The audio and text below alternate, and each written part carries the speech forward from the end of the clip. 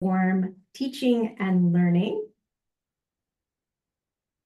And I am Andy Atkins-Pogue. I am a librarian at Cosumnes River College, but I have been on leave from the library for the past 3 years, spearheading, being the faculty lead of our Open Educational Resources / Zero Textbook Costs initiative.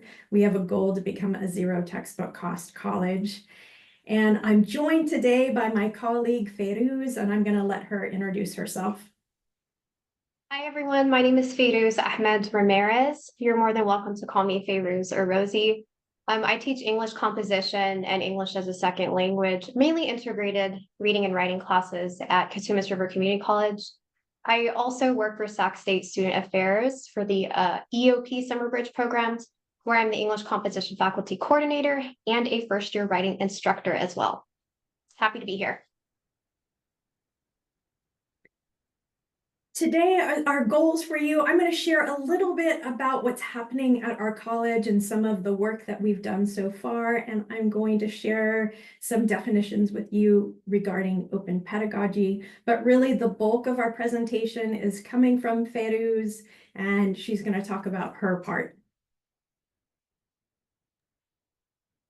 Yes, I will discuss and show how open pedagogy and OER can be culturally responsive to support anti-racist and inclusive teaching and learning.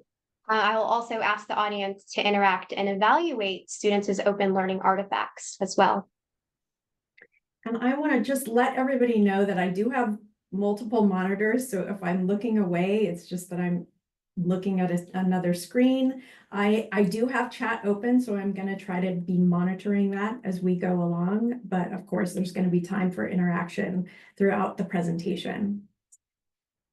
Before we begin, I am at our beautiful campus today, the college, Cosumnes River College, and I want to pause for our land acknowledgement. We pause to acknowledge that Cosumnes River College sits on the land of Miwok and Nisenan people. We remember their continued connection to this region and give thanks to them. We offer our respect to their elders and to all Miwok and Nisenan people of the past and present. A little bit about our college. We are one of 4 colleges in the Los Rios district. We are in the Sacramento region. And we're the 3rd largest college. In fall of 2021, our college president decided that he wanted to embark on this ambitious goal to become a zero textbook cost college. And that is when he tapped me to take on leading this for our faculty. So when we started in fall of 2021, we had 162 zero textbook cost sections. Now going into fall 2024, I am very proud to report that we have more than 1,000 ZTC sections. About 75% of our fall class schedule is now listed as zero textbook costs. And of course, that has equated to millions of dollars in savings for our students. It's about $2 million each semester, more than $10 million since we started this initiative. So how have we been doing this? Well, we've spent a lot of money to make this happen. We initially used federal relief funds for COVID relief monies, and part of that was to pay for me to take on this role full time, and also to provide incentives, financial incentives to our faculty to do the difficult work that it is to convert a class.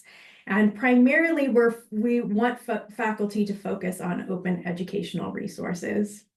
We're just about to launch a new initiative this month, and we are using funds from the State Chancellor's Office, the ZTC degree funding that they allowed colleges to apply for last year. CRC applied for 15 grants. We received 14 of those, so we're actively working on creating zero textbook cost degree pathways. And our new program is going to be called the OER Conversion Grant. And as I said, it will be launching later on this month. And in that, we will allow faculty to be involved in many different ways, including faculty who are still using commercial textbooks. They will have an opportunity to convert to an open educational resource textbook, or to remix something that perhaps they're already using, but they need to make some substantial changes. But also part of our program is to incentivize faculty who want to create open ancillaries and assessments, including open pedagogy. And that's what we're really going to be pushing. So what is open pedagogy? If you haven't heard this term before, we really believe that it fosters academic freedom. And often faculty who are using a commercial textbook will say things to me like, yes, I have to use this textbook because I have the academic freedom to choose what I want to choose to make sure that my students are learning what I want them to learn. But in the same sentence, they will say, but there's problems with it. There are mistakes, or there are things I wish I could change, or there's information that's missing. And that is why we believe open educational resources are a better option. Because of that open license, it allows faculty to make those changes that they need to make. It also, open pedagogy allows students to become active learners and contributors to the knowledge base. When you talk about open pedagogy, you often hear the distinction between what's called a disposable assignment or a renewable assignment. And a disposable assignment is a traditional type of assignment. I'm going to use a research paper as an example, where the instructor creates the prompt and all of the guidelines. The assignment goes to the students. They look at everything that they're responsible for. They spend hours researching and writing and improving, and there might be a peer review process in there, but really that might be the only other person besides the instructor that is actually seeing the output of all of that work. So once it's done and the instructor has graded, then it's all done. And the student might feel a little bit let down that they put so much work into something that no one's ever really going to see besides the instructor. Well, a renewable assignment, the idea behind open pedagogy is that it is not only created using openly licensed material, meaning the instructor is using openly licensed material to help educate their students, but also that what is produced can also become openly licensed and consumed by a much larger audience. So it might just be within the classroom, others in the classroom are consuming it, or ideally it would be out there for everyone to see. So not only inside the classroom they're learning from it, but it can be used more widely by other students and other faculty and people across the world, really. It also allows material that is more culturally responsive and learner driven, because students are allowed to bring their own lived experience and their own culture into what is being produced. So my colleague Ferouz is actively doing this in her classes, and she's going to share a little bit more about how she's doing that, and we have lots of resources to share with everyone as well. Thank you, Andy, for that illustration of open pedagogy. I hope to elaborate more on this, but before I do that, I do want to tap into the lived experiences of my audience and ask you to, please consider answering this question. Who is your favorite teacher or mentor growing up? What was it about their teaching style that made learning memorable, meaningful, or maybe useful? So you're more than welcome to turn on your mic or your camera and share, or you can use the chat box, totally up to you.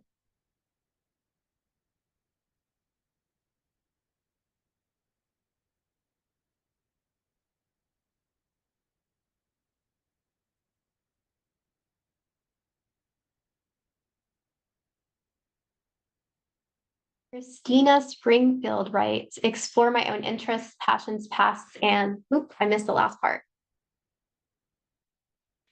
Past and future. Past and future, nice. Thank you for sharing, Christina. Let us have a voice in the construction of knowledge. Jennifer Beamer, thank you so much. Okay. Audrey, authentic learning projects were hands-on. Okay. Teacher gave me the freedom to design my own learning project. Absolutely, I can relate, Susan, yes. Thank you so much. We're getting a lot of responses. Nice, engaged as co-creator, awesome. So speaking of made it a point several times in the class. So I look forward to going back and reading some of these responses. And thank you so much for sharing your response. And speaking of memorable learning experiences, I participated in a 7-month professional development program, the Open for Anti-Racism program. And I recently completed it in June. And in this 7-month program, the first 6 weeks were dedicated to how does OER and open pedagogy support anti-racist and inclusive learning. This is what we explored in a 6-week asynchronous course. It was me, myself included, and 5 other faculty. Our team lead was history professor and online distance educator Gregory Breyer. But basically what we did was at the end of the course, we had to write an action plan. And then we had to implement that action plan into our spring courses. In this video, we talk a little bit about how we transformed our courses to be anti-racist and inclusive using OER and open pedagogy. So I highly recommend on your own time, come back and watch this video. And I also recommend that you guys check out our personal website where each faculty member has a dedicated page where you can access prompts and tips on how to do this kind of work in your class. And then one last thing before we go on to the next slide, there's also a case study. So OFAR is really grounded in critical pedagogy, but it's very grassroots organized the way that it became a program. And again, it was made possible through Open Education Global. But they did a case study back in 2022, and every year they update the research that they gather from faculty and students who are exposed to this kind of teaching. So again, feel free to come back and check that out on your own time. Next slide, Andy. I felt that I had to kind of have an intellectual disclaimer and state that our collective experiences, so my personal teaching experiences and my students' experiences, are not representative of all faculty and student experiences.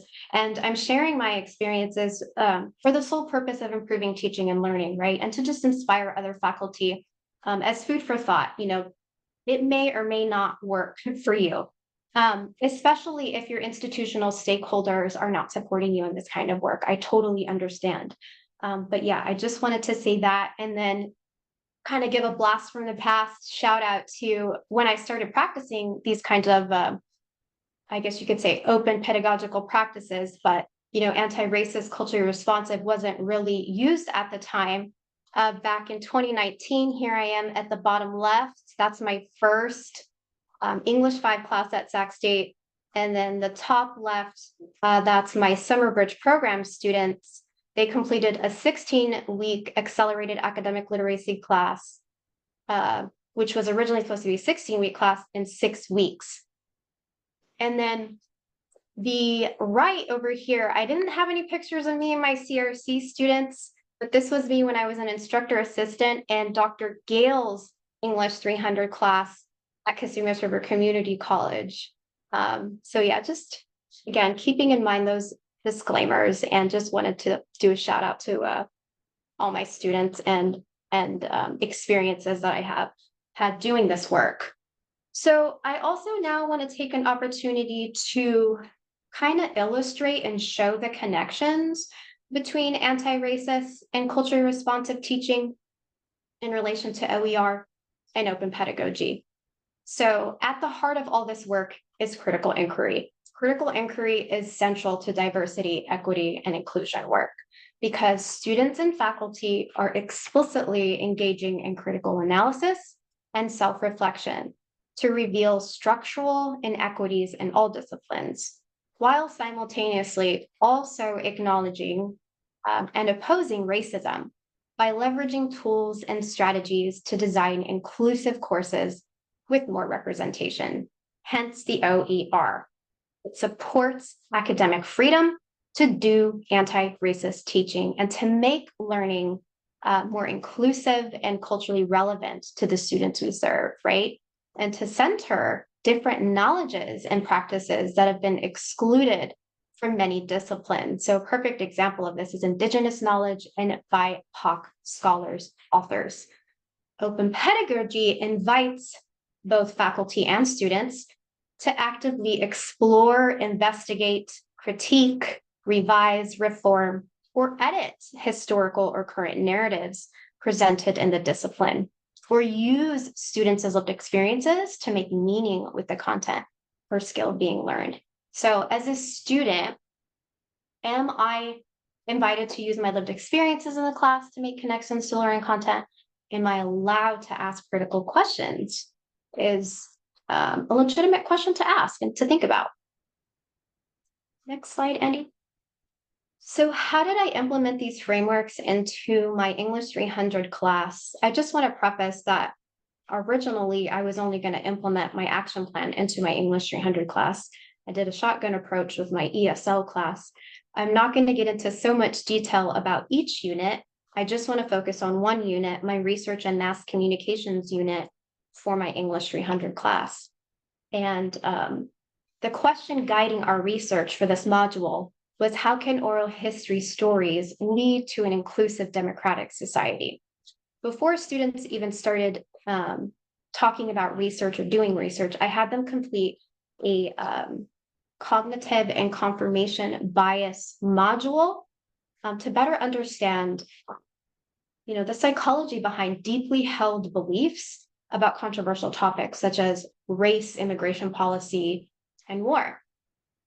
And then I showed students the prompt, and I invited students to actually help me refine and make the language of the prompt more clear and guiding.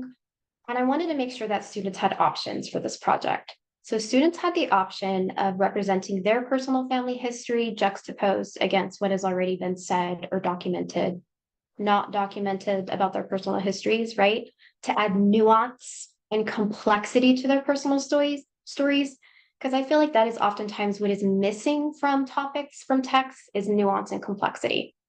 Or students had the option of interviewing someone from a different cultural background to better understand that person's personal story and social positioning in society. So you can check out my slides right here for step-by-step how I scaffolded and supported their learning at the on your own time. Next slide, Andy.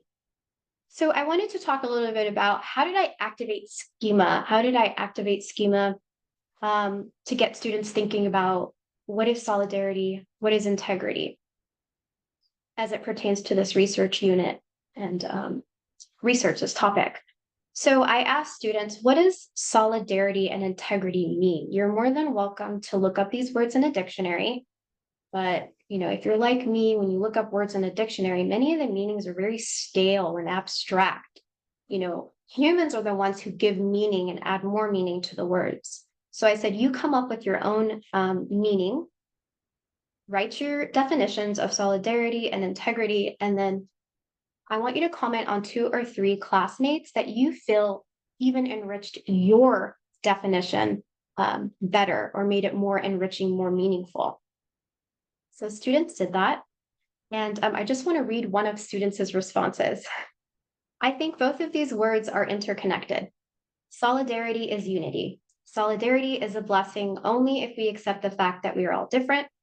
And these differences, in a way, make us stronger together, because different skills and talents combined together can make us able to work together.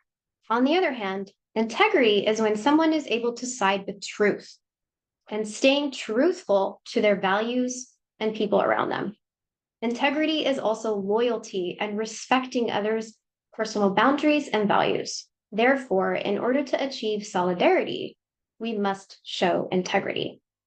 So then I asked students to watch an interview on Democracy Now! I'll get to that one, Andy, hold on. They watched an interview with Howard Zinn where I asked, how did Howard Zinn embody solidarity, and use his integrity when researching and telling stories about American history. And you're more than welcome to go back and see their response there. And then I wanted to give students an opportunity to also delve deeper into the topics of solidarity embodied. So I shared this TED Talk. We watched it in class at the beginning of class. They had already begun their research process and knew who they were going to interview. And I told them, I want you to take notes on anything that sparks your interest, that'll help inform you yourself how to work through conflicts in your personal life. So after watching this, consider how you might answer this question. What is solidarity embodied in practice? Has your definition of these words changed since our first discussion in Canvas? Go ahead and go on to the next slide. And so I want to honor one of students' responses. And I'm just going to read the first paragraph. Israelis and Palestinians can achieve peace through communication. And like it was mentioned in the video, respecting each other's narrative. As I watched this video, what I found interesting is how they talk about losing their family and their friends. And even through it all, they are still fighting for peace. One thing that can help me in my personal life or in society is to learn to ask questions and be willing to listen to the other person's narrative. I think that many times we are so focused on our own beliefs and thinking that only we are right, that we ignore other people. We ignore their struggles and their truth because we are so engrossed in ourselves. And you're more than welcome to come back later and read their responses. Next slide, Andy. So I also think it's really important to talk a little bit about how I supported students to be successful in not only the Solidarity Project, but other projects as well, and the role of self-assessment in demonstrating active learning. So I implemented low stakes formative assessments such as think, write, share. So at the beginning of every class, we always did a think, write, share. And the questions that I asked would tap into their attitudes about their learning, reading and writing process, their process, right? It could have been about their mental health, what outside factors might be contributing to maybe nobody turned in work yesterday. Hey, what happened? Peer review with guiding rubrics, always at least 2 peer review sessions with guiding rubrics, and they always were able to get teacher feedback from me.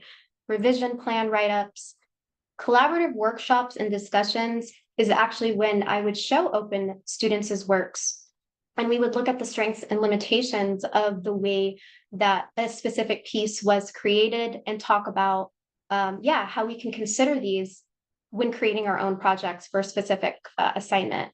And then where was this all showcased? In their literacy portfolio, which correspond to the labor-based grading rubric, depending on what they were shooting for a grade in the class. And then finally, their final course reflection is where they talk about how they worked towards their learning goals and outcomes of the class. So at this point, I've done a whole lot of talking. I want to give everyone an opportunity to check out a few student portfolios. And I just want to preface that each student signed a consent release form. Let me grab. I'm doing it right, Andy. I put links to both of them in the chat, so you can choose one of them. One is from the English 300, our college composition class. Okay, so here's what I'll do. Yeah, I'll pull it up and then I'll give everyone a minute to just evaluate and consider, how are students making meaning of their learning? How are they making meaning? Right? How are they making meaning? So what, 5 minutes? Do you want to watch the clock, Andy? Yeah, we're at 1:25, so if we give them maybe 3 minutes. Okay. We can talk about it. Okay, so I'm going to be quiet now.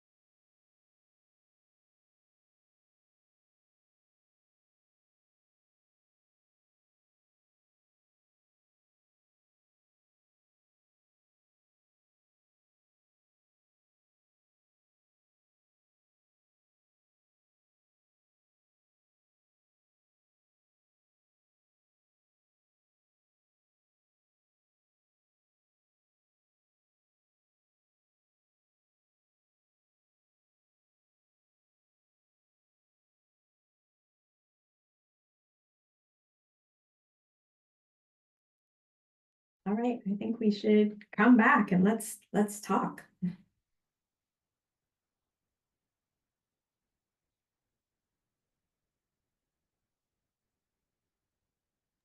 I want to be able to see my audience. It's kind of hard when I'm sharing my screen.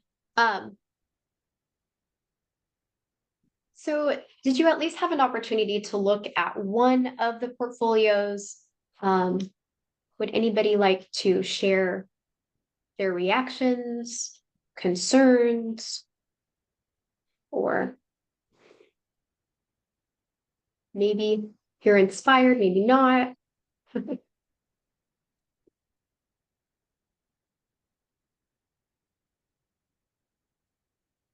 inspired. Nice. Thank you.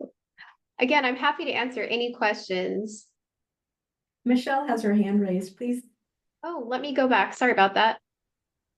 Yes, Michelle, thank you. Yes, so I actually had a chance to look at both, and I really liked them both, but I especially liked the dumpling one. And I really thought it was a great way to demonstrate skills, but also, reveal personal attributes and a tie-in to the person's culture. And I teach project-based learning exercises. I teach physical geography and geographic information systems, which is computer maps. And I always have students do projects, and I find that when students have that personal tie-in, they work really hard, and it really comes alive for them. And I really enjoyed the dumpling presentation. It wasn't a formal written essay. The bullet points were really well done, though, with the pictures. And I was wondering if she brought samples to class. Yeah, I actually chose to include Meijumi's PowerPoint because she was such a help. She was so helpful in class. I had two students that semester, Mr. Zuri, who was an Afghani male, and then Miss Meijumi. So they both were like really my helpers in that class. And she did. I asked her, would you mind? And mind you, I had the rubric that basically, allowed students to pay attention to form, but also this is how you want to make meaning and make sure that you're talking about yourself as well. And then so showing hers in front of the class really helped others to perform better as well. Yes. And thank you for your comments and your question. Did she bring any dumplings? No, I wish. No, but I learned from my students' research. And it was so nice for her to share that little meaningful memory of when she was a child and how she would play with the dough, like it was Play-Doh, like it was American Play-Doh. I thought that was meaningful. Yeah, one of the best classes I ever had was a world cultures class. And the last day, instead of a traditional final, everybody brought a dish from something either that was their culture or somewhere they wanted to visit or somewhere they wanted to learn more about. And it was a really, really great day. And I thought it was just going to be a fun, we're just going to have a potluck, but they had to do a little poster summary, and they were really well done. I was very impressed with how hard they worked. And I think that's so key to the learning process is if it's relatable, they engage with it and their brains light up, I think, a lot more. Yes, I agree. And I just want to say one more thing to speak to your comment. There's this misconception, especially in academic literacy classes, that, you can't talk about food or culture. But like you had pointed out, there was this balance between tying it to their identity and incorporating some research. And then there's also the form, right? And how they presented it, which is a multimodal text PowerPoint presentation, right? So she's mindful of her audience, of the genre, and also incorporate a little bit of research in there. And it's not perfect, but it demonstrates learning and progress. And as a teacher, that's what matters to me. Any other questions, comments? I'll just jump in with a comment that providing student-produced papers and projects as models is invaluable for so many reasons. It takes a load off of the teacher. But it is, in my own experiences as a student, it really helps me to understand what the teacher is asking for. When I can see models, both maybe models that fully show what the project was supposed to be, as well as sometimes those that here are some things that could have been improved on. And this is a project that didn't actually get at what I was hoping for. But that also is helpful for the teacher because, as you were saying before earlier, when you were asking students to provide their own definitions of words and then giving feedback about how other people's insights helped them to change their own definitions. And it's this very collaborative, ongoing project that we are all helping each other develop because we speak different ways, we communicate our ideas differently, and trying to pull in all of those different perspectives is just inspiring. I'll say it. I put it in the chat a minute ago. I'm just really enjoying your presentation. Thank you. Well, thank you so much. I appreciate it. Well, that was the goal of my presentation, I will say. So far, thank you. Yeah, that's the kind of culture and dynamic I want in my class. I want everyone to learn from each other. There is one comment in the chat that Okay. said, I was impressed by the literacy reflection and how well they were able to tie their coursework to the specific SLOs, giving them a chance to understand the larger goal of the learning and not just, I have to do this for a grade. Thank you so much, Haley Clausen. I appreciate your comment. And, shout out to Dr. Angela Clark Oates, who was one of my mentors at the Sac State Writing Program, who really taught us how to teach that way. So, yeah, and, it's really because you want to get the student to articulate what they learned and also to reveal, their strengths. And, this is something that I still kind of have to work on that I really haven't mastered yet. Right. But thank you so much for your feedback.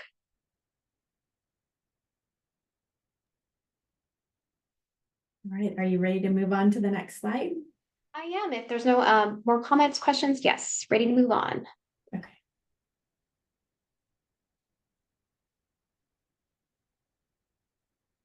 All right. So just one last tip in using open pedagogy to transform learning and teaching effectiveness. And we've kind of already touched on this from our discussion just a minute ago. Set the tone. Build a learning community that is anchored in trust, respect, and patience. So this Google Doc right here, I notice especially with community college students, there's a lot of anxiety, a lot of imposter syndrome, right? Going to college, being the first in your family to go to college, or maybe you don't have the right support at home. So in my class, we do what is trust, respect, and patience. I ask students, similar to the solidarity and integrity word, to define those words in their own words. And then how can we embody those words in our classroom? And you're more than welcome to see how I do that. And then to gauge how students are learning, ask them, integrate self-assessment reflective journaling tasks, or invite students to create materials that help them and their classmates learn better. So perfect examples of this can be found by my colleagues who were also in my cohort for OFAR, Noah Garner, who's a biology professor, and then Jenna Trench, who teaches anatomy and physiology. You can have access to their materials there. Any resources for us to be able to learn how to incorporate open pedagogy? Yes, absolutely. We are resource hoarders, Andy and I. So our last slide. And then also my personal website as well. You're welcome to see, use, adapt. Yeah, there's a whole bunch of resources here. And then I am open to receive emails, to collaborate, chat. Yeah, the cool thing about open pedagogy, there is a lot out there, and you can adapt and tweak, to fit any learner context. It just depends on if you're focusing on learning like jargon, or is it, reading and writing class. There's a couple of things you got to consider, but it's all doable. So I hope these resources here are useful for all of you. And that completes our presentation, unless there are any final thoughts. Yeah, we our last kind of questions, or maybe what concerns you might have. I'm going to put this in chat, and I'll also put a link to our presentation that where all of those hyperlinks are active, and there's links to the videos that were part of the presentation as well. It's also the PDF that's loaded within the Zoom interface. But I'm going to stop sharing. This little question that we're posing is in chat as well. And often there are concerns with open pedagogy or changing the way that you do assessments. So we're hoping that we can alleviate any fears or concerns you might have and spend our last 7 minutes or so just discussing. Yeah, and I'm, as someone who really tries to be transparent about, strengths and limitations of my teaching methods, I just want to say I start my doctoral program at Sac State in educational leadership in a few weeks. And this is actually, I'm going to be leveraging this work. And I do want to do more research into, what are the risks of going open and sharing students' works. It's something I'm interested in addition to exploring how our intersectional identities influence and shape our teaching philosophies and our ideas about learning.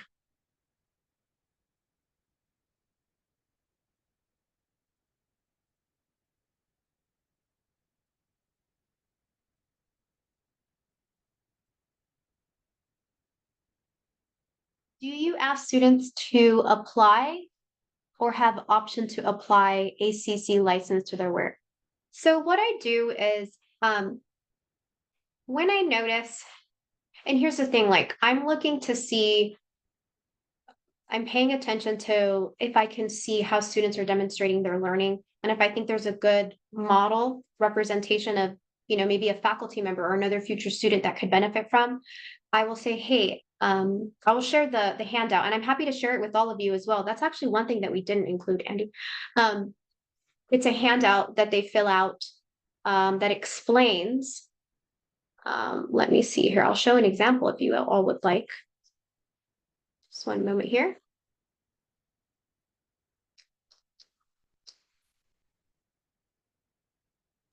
There is in the website that the OFAR team created, the Open for Anti-Racism. Oh, did they attach? Yeah, so they should have attached in the OFAR website. Yeah, they should have attached the actual handout that faculty can use to have students sign. But yeah, no, I asked them, would you be willing to share your works to improve teaching and learning for the following semester or for professional development opportunities for faculty, right? Because it's not just for students, it's for faculty too, I will say.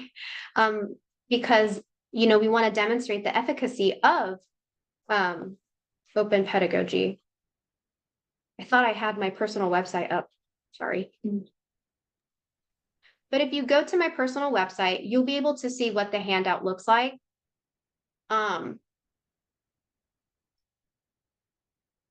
Yeah. There is another question in the chat.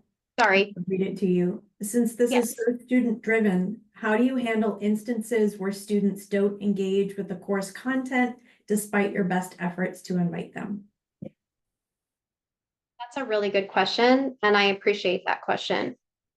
So I'll share, I have what's popping in my head right now. I had a student who was so disengaged, would show up to every class, but was so disengaged, like would just sit in the corner, and he didn't know that I knew, but he was playing some kind of game. But I never called him out on it. I just allowed him to come to class. And then finally, the last project, he procrastinated, and he was like, I was like, okay, what are you going to do this on? And he's like, okay, I'll talk about myself, how what it was like to be a foster kid. And I just accepted what he was willing to offer. I don't know if that really answers your question, but everything was like not important or irrelevant until he was able to talk about himself being a foster care student. What was that? A foster care kid and what it was like. But yeah, he recorded himself on YouTube talking about it. and I accepted it. Yeah, I look at students as individuals with individual strengths and weaknesses. And it's a judgment call, it's hard. It's a judgment call. I don't know how everybody else feels, or maybe somebody else can answer that question too, if they have experience with this.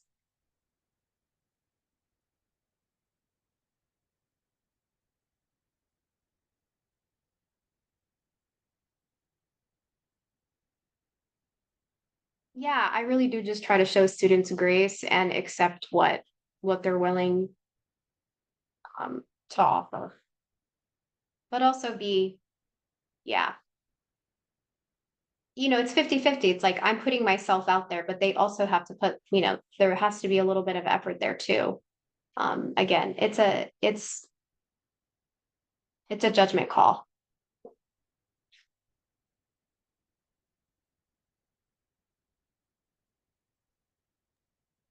All right, we're at 1:44. So if no one has any other questions, I did share some other resources in the chat, including a link to the slides that have all the active hyperlinks and links to the videos. So thank everyone for being here. Yes, thank you. Based on the form, it seems like students are not asked to apply a CC license, just FYI. There's actually, so did you look at the back?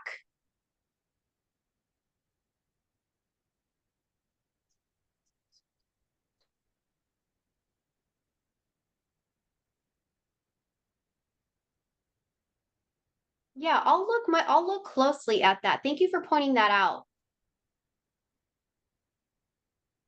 I appreciate all the engagement, the questions, and the comments. Thank you so much.